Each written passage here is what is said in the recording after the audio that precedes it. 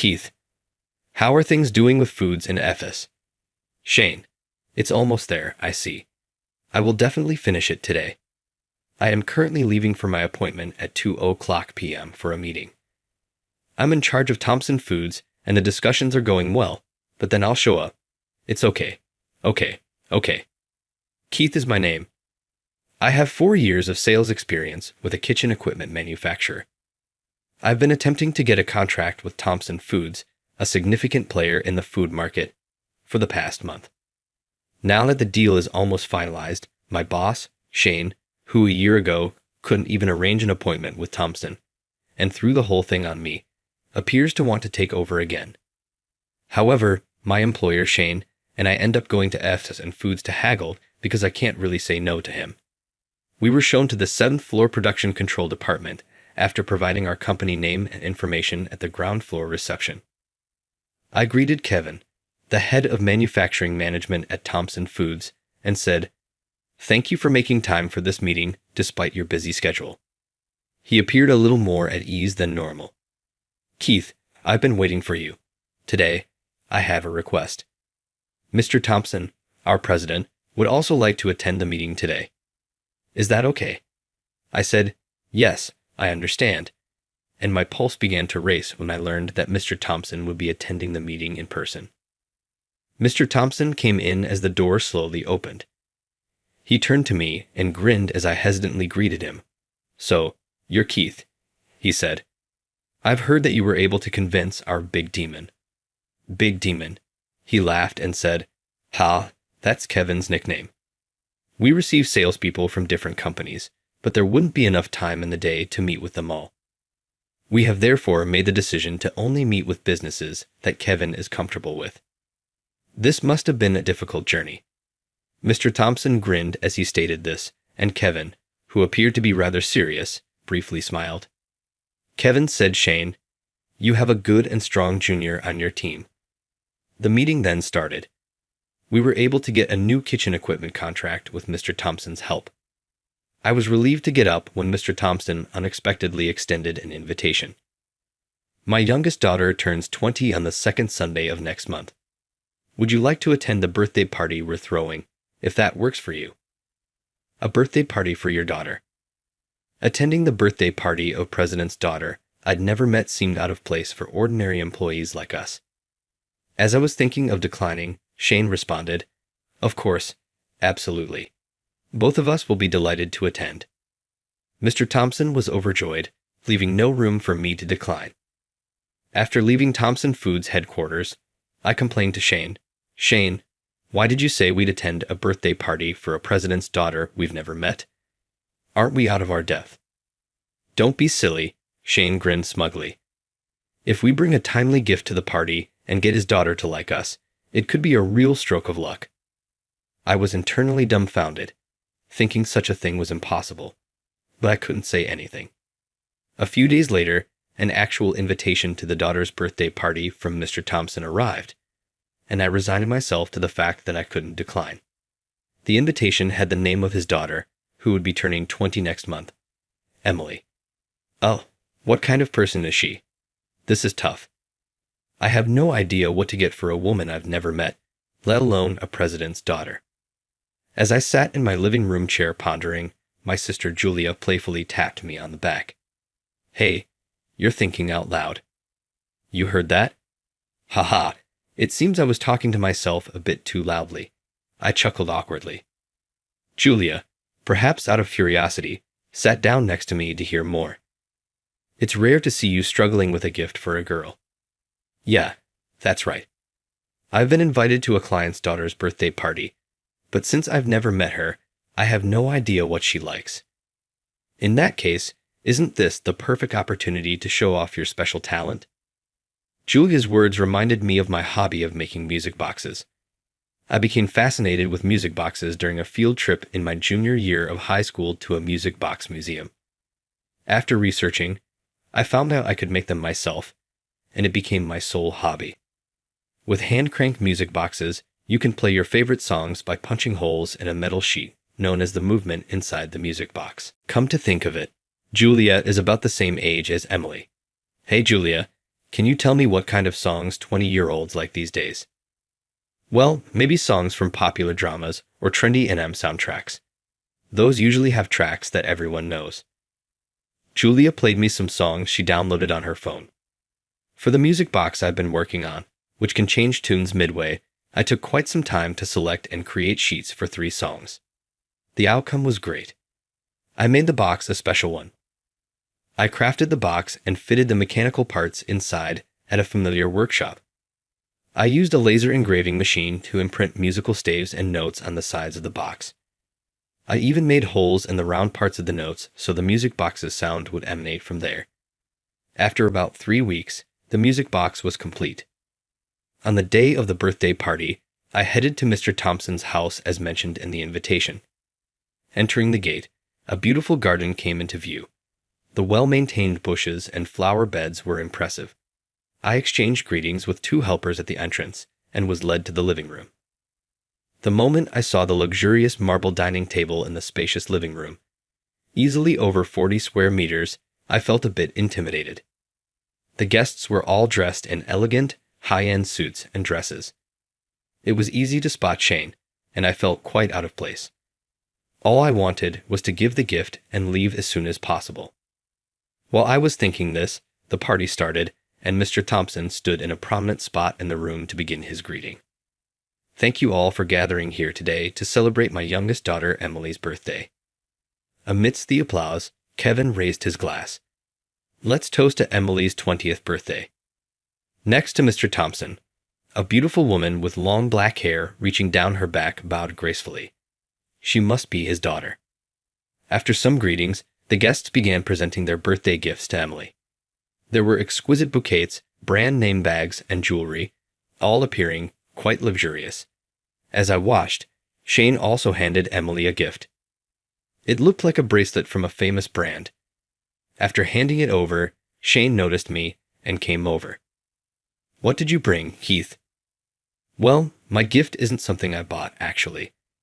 I make music boxes as a hobby, so I brought a handmade music box for today's gift, I said, showing him the paper bag with the music box. Shane snatched it up. You're being incredibly rude.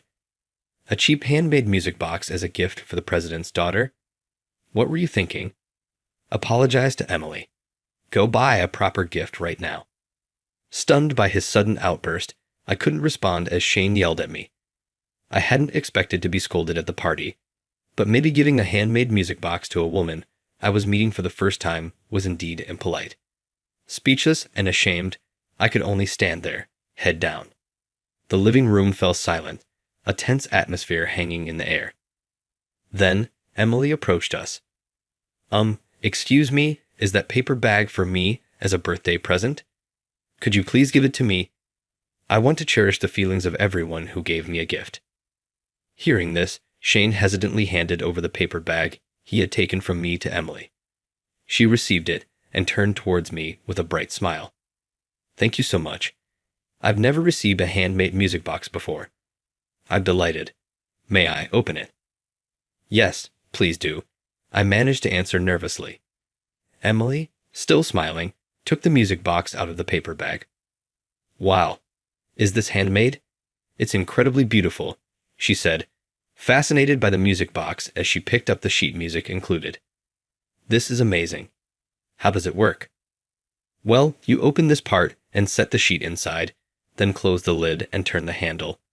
I explained, feeling a bit happy as I walked past Shane to show Emily how the music box works. As the handle turned, a gentle metallic sound filled the room, and the previously tense atmosphere in the living room seemed to warm up a bit. That's incredible. I love this song. It sounds so beautiful, Emily said joyfully as the song finished playing. She even clapped her hands, and her applause quickly spread throughout the room. Emily seems to like the music box gift the most, said Mr. Thompson, who came over smiling at Emily and then turned to me with kind words. Keith, seeing my daughter so innocently happy like this, I wonder how many years it's been. Thank you for such a wonderful gift.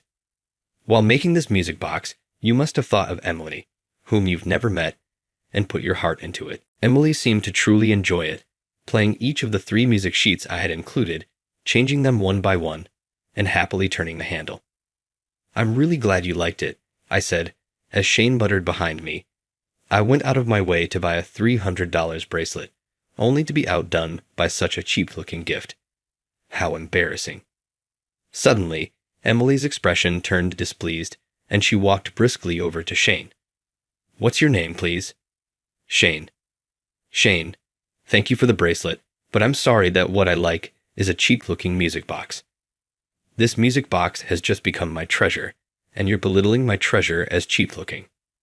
Confronted by Emily's forceful gaze, Shane was completely taken aback. "No, I didn't mean that. I'm terribly sorry." After bowing deeply, seemingly too embarrassed to stay, Shane hastily left the room and didn't return to the party. Then came Monday, the start of a new week. I had a meeting scheduled at Fops and Foods, so I tried to involve Shane. "I'm good.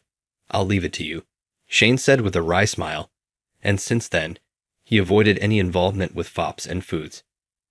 As for me, Emily had approached me on my way out of the birthday party. "I'd like to learn how to make music sheets myself. Would you mind teaching me?" Emily really seemed to like the music box. I couldn't decline such a delightful request, so now I spend every weekend at Mr. Thompson's house teaching her how to make music sheets.